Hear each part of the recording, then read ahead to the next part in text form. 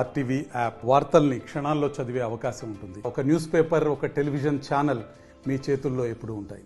Welcome to RTV. నేను మీ గయాజ్ని. ఉమ్మడి నెల్లూరు జిల్లాలో అగ్రిగోల్డ్ భూముల్లో ఉండే జామేల్ కర్రలను కొల్లగొట్టి కోట్ల రూపాయలు జేబులు నింపుకుంటున్న దృశ్యాలను అయితే చూస్తున్నాం. ప్రస్తుతం మనము వరికుంటపాడు మండలంలోని కనియంపాడు గ్రామంలో ఉన్నాం. ఈ ప్రాంతంలో కూడా అగ్రిగోల్డ్ భూముల్లో ఉండే కోట్ల రూపాయలు జామేల్ కర్రలను కొట్టేసి మొత్తం అమ్ముకుంటున్న సందర్భాలు కూడా మనం చూస్తున్నాం. ప్రస్తుతము దీన్ని అడ్డుకట్ట వేసేందుకు సిపిఎం నేతలు, ప్రజాసంఘ నేతలు సైతం, సిపిఐ నేతలు, ప్రజా సంఘాలు కూడా ఇక్కడ రావడం జరిగింది. ప్రస్తుతం మనతో మాట్లాడేందుకు ముప్పాల నాగేశ్వరరావు గారు ఉన్నారు. ఆయనతో కూడా మాట్లాడదాం. ముప్పాల నాగేశ్వరరావు గారు, చెప్పండి, అసలు టోటల్ ఎంత కొల్లగొట్టి ఉంటారు? అసలు అగ్రిగోల్డ్ భూములు నెల్లూరు జిల్లాలో ఎన్ని ఎకరాలు ఉన్నాయి? సుమారు 250 ఎకరాల్లో ఉన్నటువంటి జామాయిల్ తోటల్ని గత 2 మాసాలుగా పెద్ద పెద్ద ప్రజాప్రతినిధుల అండతో కొట్టివేస్తున్నట్టు ఈ ప్రాంతంలో పెద్ద ప్రచారం జరుగుతుంది. దీనికి ఎంఆర్ఓలు, ఎస్ఐలు కూడా వంత పాట పలుకుతూ ఉన్నారు. కళ్ళకి కట్టినట్టు సిఐడి అటాచ్ చేసిన ప్రాపర్టీస్లో నరుక్కొని ఇక్కడే తోట తీసే మిషన్లు పెట్టి రంపపు మిషన్లతో కోసి రోజు 300 మంది పనిచేస్తూ పదుల సంఖ్యలో 20-30 టన్నులు పట్టే 10 టన్నుల లారీలు, 16 టైర్ల లారీలు ఇక్కడ నుంచి తరలిస్తూ ఉంటే ఈ పోలీస్ ఏం చేస్తుంది, ఈ రెవెన్యూ డిపార్ట్మెంట్ ఏం చేస్తుంది? పెద్ద నాయకులు దీని వెనుక ఉన్నారు అని పోలీస్ అధికారులు, రెవెన్యూ అధికారులు సిగ్గు విడిచి చెబుతున్న పరిస్థితి. మొత్తం నెల్లూరు జిల్లాలో సుమారు 3,500 ఎకరాలు అగ్రిగోల్డ్ కంపెనీకి ఉన్నాయి. మా AgriGold customers and agents welfare association గత 10 సంవత్సరాల పోరాట ఫలితంగా వేల కోట్ల ఆస్తులు ప్రభుత్వం అటాచ్ చేసింది. ఇది 2015 ప్రారంభం నుండి 2018 చివరి దాకా ఆనాడు చంద్రబాబు నాయుడు గారి ప్రభుత్వం ఉంది. ఆ ప్రభుత్వంలో ఇది వెలుగు చూసి మేము ఆందోళన చేసిన తర్వాత 45 రోజుల్లో ఆనాడు సిఐడి చీఫ్గా ఉన్న ద్వారకా తిరుమలరావు గారు కోట్లాది ఆస్తుల్ని అటాచ్ చేశారు. అలాగే మరికొన్ని కోట్లు విలువ చేసే ఇళ్ల స్థలాల వరకు వచ్చే భూముల్ని, పలు కంపెనీల్ని అటాచ్ చేశారు. ఆ తర్వాత ప్రభుత్వం మారింది, వైసీపీ వచ్చింది. ఇక్కడ కనిగిరి ప్రాంతంలో సుమారు 100 కోట్ల ఆస్తి గత 5 సంవత్సరాల కాలంలో తోటలు నరుక్కొని ఆనాడు ప్రజాప్రతినిధులు జేబులు నింపుకున్నారు. ఇవాళ ఇక్కడ చూస్తూ ఉంటే ఉదయగిరి నియోజకవర్గంలో ఉన్న ఈ భూముల్లో నిర్భీతిగా పట్ట పగలు లారీలు పెట్టి, మిషన్లు పెట్టి, వందలాది కూలీలను పెట్టి కొట్టుకెళ్తుంటే సిఐడి డిపార్ట్మెంటు ఎక్కడ నిద్రపోతుంది అని నేను అడుగుతున్నా. రాష్ట్ర స్థాయి అధికారులు ఎంత సమర్థవంతులైనా, ఎంత నిజాయితీ పరులైనా, ఏసీపీలు, డిఎస్పీలు, సిఐలు, ఎస్ఐలు, ఎంఆర్ఓలు, ఆర్టీఓలు ఈ అటాచ్డ్ ప్రాపర్టీస్ని ప్రొటెక్ట్ చేయాల్సిన బాధ్యత వాళ్ళకి లేదా? మా రాష్ట్ర ప్రధాన కార్యదర్శి, అలాగే మా తిరుపతిరావు గారు, మా జిల్లా గౌరవ అధ్యక్షులు దామా అంకే గారు, అలాగే జిల్లా నాయకులు రామదాస్ గారు, సుబ్రహ్మణ్యం గారు, వీరందరూ వచ్చి ఎస్ఐని కలిస్తే చేతులు నలుపుకున్నాడు, ఎంఆర్ఓని కలిస్తే చేతులు నలుపుకున్నాడు. ఏమీ మాట్లాడతలేదు. ఇక్కడ కలప ఉంది, లారీలో లోడ్ జరుగుతుంది, మీరు నివారించండి అంటే సిఐడి హెడ్ ఆఫీస్ నుంచి మాకు రిపోర్ట్ వస్తే తప్ప మేము యాక్షన్ తీసుకోలేమని అంటే ఆ ఎంఆర్ఓ బరగొడ్లు కాసుకోవచ్చు కదా. రెవెన్యూ ఆఫీసరు రోల్ ఎందుకు ఆయనకి? ఇక్కడ ఉన్న సిఐ, ఎస్ఐలు ఎక్కడికైనా వెళ్ళి ఇంకేదైనా బ్రోకర్ వ్యాపారం చేసుకోవచ్చు కదా. ఇక్కడ ఉద్యోగాలు ఎందుకు? పోలీస్ అధికారులు ఎందుకు? అశోక్ చక్రంతో కూడినటువంటి 3 సింహాల ఆ టోపీ ఎందుకు? ఎవరిని తిట్టడానికి మీరున్నారు?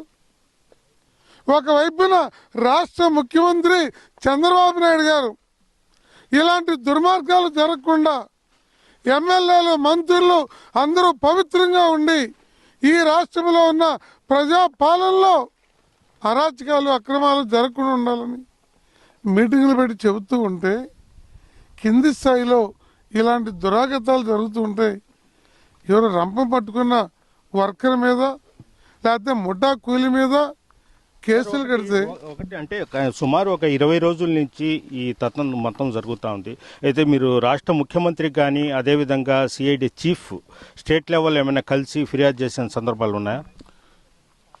రాష్ట్ర సిఐడి ఎస్పీ ఈశ్వర్ గారికి మా తిరుపతిరావు గారు, నేను ఫోన్లో కంప్లైంట్ చేశాము.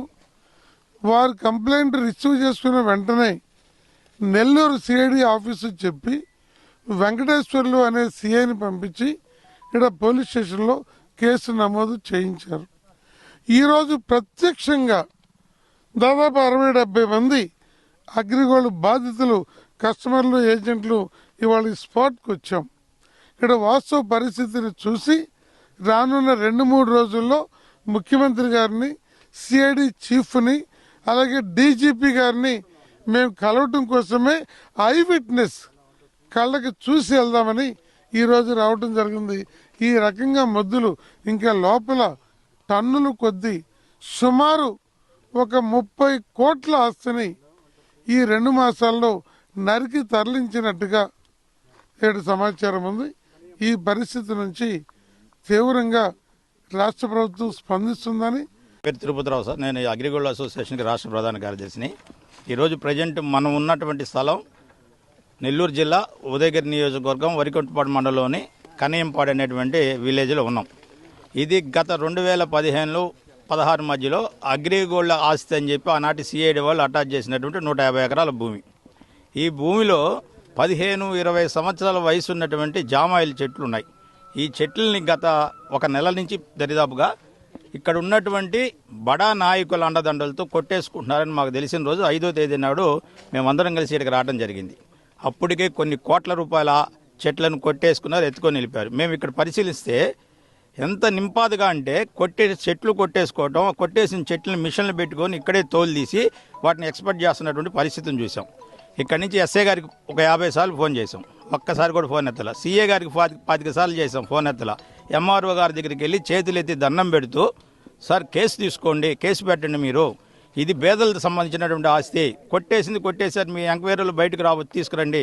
ఇప్పుడు దాదాపుగా 30 లక్షల రూపాయల ఆస్తి కొట్టేసింది సార్, దాన్ని కాపాడమని మేము అడిగితే ఆయన కంప్లైంట్ ఇవ్వడానికి కూడా వెనకాడినటువంటి. ఎంత దారుణం అంటే ఇక్కడ ఒక పోలీస్ స్టేషన్కి వెళ్ళి కంప్లైంట్ ఇస్తామంటే అక్కడ ఉన్నటువంటి ఒక చిన్న స్థాయి ఉద్యోగి, మీకు అది అన్నం పెడతానన్నా, మీరు కంప్లైంట్ ఇస్తే నేను తీసుకుంటే నాకు ఇబ్బంది ఉండిద్ది, మీరు మా పై అధికారులకి డైరెక్ట్గా రిజిస్ట్రేషన్ ద్వారా రిజిస్టర్ పోస్ట్ ద్వారా పంపించమన్నాడు.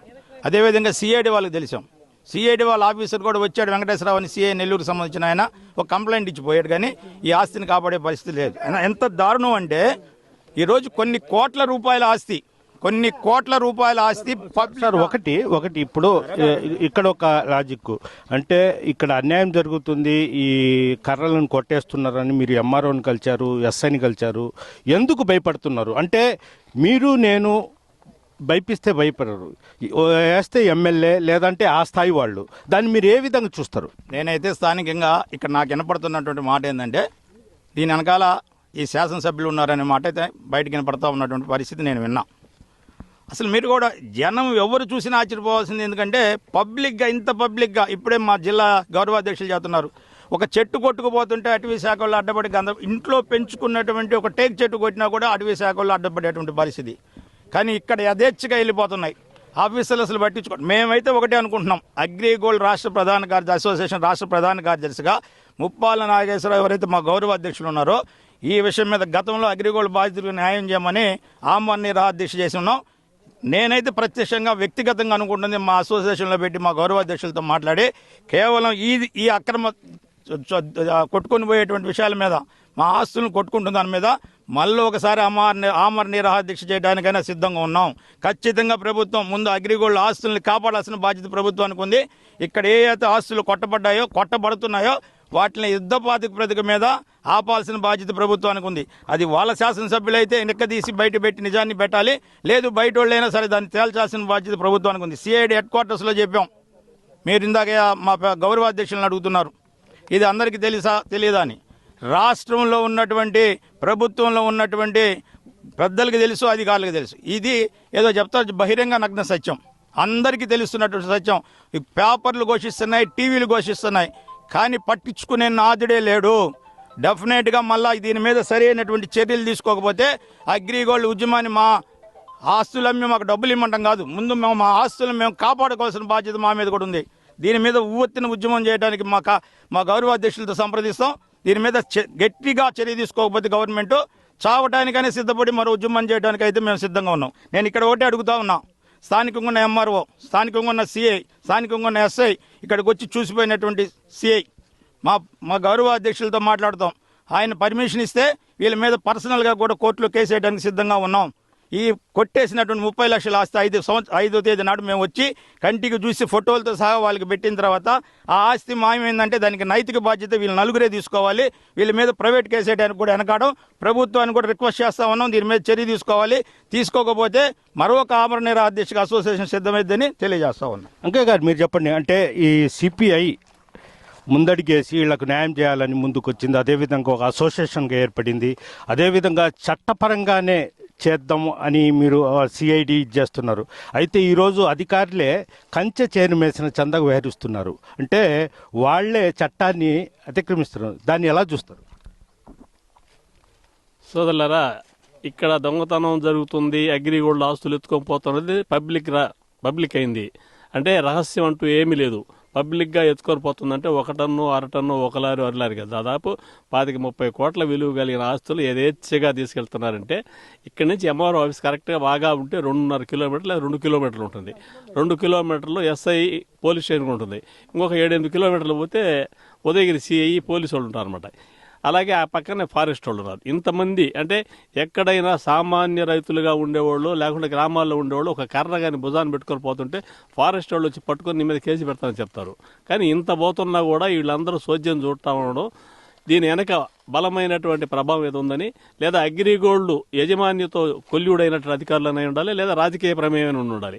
ఏ ప్రమేయం ఉన్నప్పటికి కూడా ఆ రోజు చెప్పాం, ఇప్పుడు చెప్తున్నాం, వాళ్ళ యొక్క నిజ స్వరూపాన్ని ప్రజల ముందు పెడతామని చెప్పని ఇప్పటికైనా స్పందించాల్సిన అవసరం ఉంది అధికారులు.